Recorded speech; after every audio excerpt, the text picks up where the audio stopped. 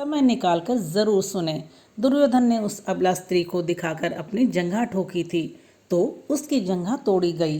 दुशासन ने छाती ठोकी तो उसकी छाती फाड़ दी गई।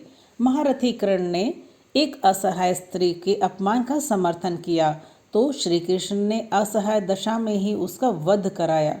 भीष्म ने यदि प्रतिज्ञा में बंधकर एक स्त्री के अपमान को देखने और सहन करने का पाप किया तो असंख्य तीरों में बिंध कर अपने पूरे कुल को एक एक कर मरते हुए भी देखा।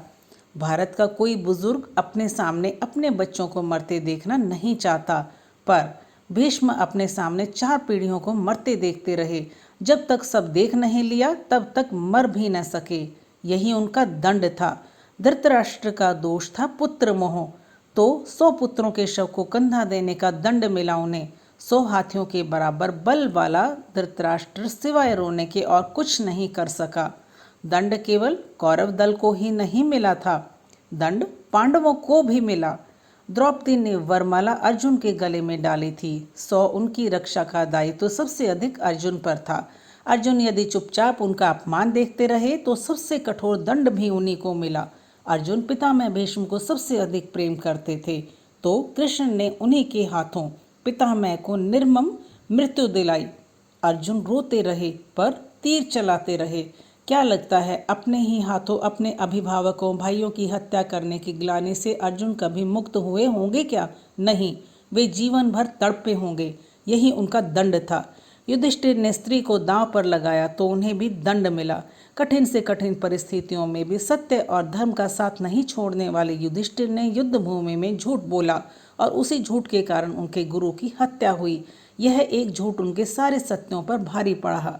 धर्मराज के लिए इससे बड़ा दंड क्या होगा?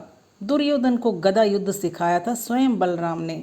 एक अधर्मी को गदा युद्ध की शिक्षा देने का दंड मिला बलराम को भी। उनके सामने उनके प्रिय दुर्योधन का वध हुआ और वे चाहकर भी कुछ न कर सके। उस युग में 2 योद्धा ऐसे थे जो अकेले सबको दंड दे सकते थे, कृष्ण और बर्बरीक। पर कृष्ण ने ऐसे कुकर्मियों के विरुद्ध शस्त्र उठाने तक से इनकार कर दिया और बर्बरीक को युद्ध में उतरने से ही रोक दिया। लोग पूछते हैं कि बर्बरीक का वध क्यों हुआ? यदि बर्बरीक का वध नहीं हुआ होता तो द्रौपदी के अपराधियों को यथोचित दंड नहीं मिल पाता। कृष्ण युद्ध भूमि में विजय और पराजय तय करने के लिए नहीं उतरे थे। कृष्ण कृष्णा के अपराधियों को दंड दिलाने उतरे थे। कुछ लोगों ने कर्ण का बड़ा महिमा मंडन किया है, पर सुनिए, कर्ण कितना भी बड़ा योद्धा क्यों न रहा हो, कितना भी बड़ा दानी क्यों न रहा हो, एक स्त्री के वस्त्र हरण में सहयोग का पाप इतना बड़ा है कि उसके समक्ष सारे पुण्य छोटे पड़ जाएंगे। द्रौपदी के अपमान में किए गए सहयोग ने यह सिद्ध कर दिया कि वह महानीच व्यक्ति था और उसका वध ही धर्म था। स्त्री कोई वस्तु नहीं कि उसे दांव पर लगाया जाए। कृष्ण के युग में 2 स्त्रियों को बाल से पकड़कर घसीटा गया। देवकी के बाल पकड़े कंस ने और द्रौपदी के बाल पकड़े दुशासन ने। श्री कृष्ण ने स्वयं दोनों के अपराधियों का समूल नाश किया। किसी स्त्री के अपमान का दंड अपराधी के समूल नाश से ही पूरा होता है, भले वह अपराधी विश्व का सबसे शक्तिशाली व्यक्ति ही क्यों न हो। तो फ्रेंड्स, आपको ये तथ्य कैसे लगे कमेंट करके ज़रूर बताएं। साथ ही चैनल को सब्सक्राइब करें और देखने के लिए बहुत बहुत धन्यवाद।